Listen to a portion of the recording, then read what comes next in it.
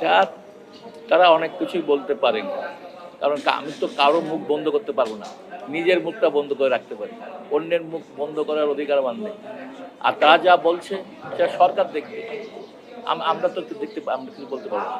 সরকার দেখবে যদি আমরা কোনো অন্যায় কাজ করে থাকি, তাহলে তো সরকার আমাদেরকে শাস্তি দেবেন। কিন্তু আমরা তো এই আন্দোলনে যুক্ত না। আর এর সঙ্গে কোনো যুক্ত আমাদের নেই কোনো ব্যাপারে।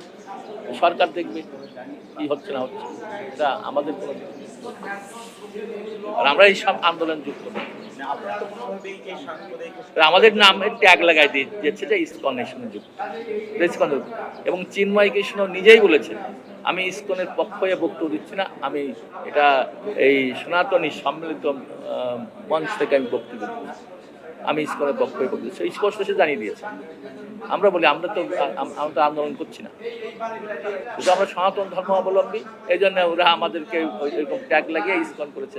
যে কোনো কাজে, গাড়ি অ্যাক্সিডেন্ট হোক, কোনো বাড়িতে হামলা হোক, কোনো কিছু হোক, ওই ইসকন করছে, ইসকনকে সামনে রাখে।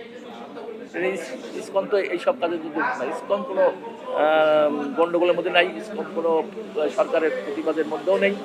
ইসকন চাই সরকারের কাছে একটাই, যে যাতে ইসকন সবাইকে নিয়ে সুখে শান্তিতে ধর্মীয় ভাবপূর্ণভাবে সবার সঙ্গে ধর্মীয় আলোচনা করতে পারে, পূজা অর্চনা করতে পারে এবং সবাই যাতে ভালো থাকে, সেইটাই সরকারের কাছে আমাদের দাবি।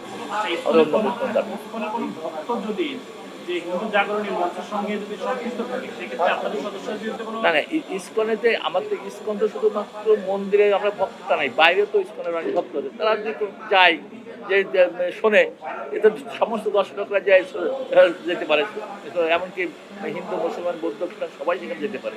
সেই জন্য ইসকনে যদি কোনো ভক্ত যায়, তা আমাদের কিছু বাধা দেওয়ার কোনো ব্যাপার নাই, আর যেতে পারে। কিন্তু বক্তৃতা দেওয়া সম্পূর্ণ নিষেধ এবং বক্তৃতা সরকার বিরুদ্ধে কোনো যাওয়া সম্পূর্ণ নিষেধ হয়ে যায়, তাহলে আমরা তাদেরকে সরকারের বিরুদ্ধে গেলে আমরা তাদের উপযুক্ত শাস্তি ব্যবস্থা করবো ইসকন থেকে।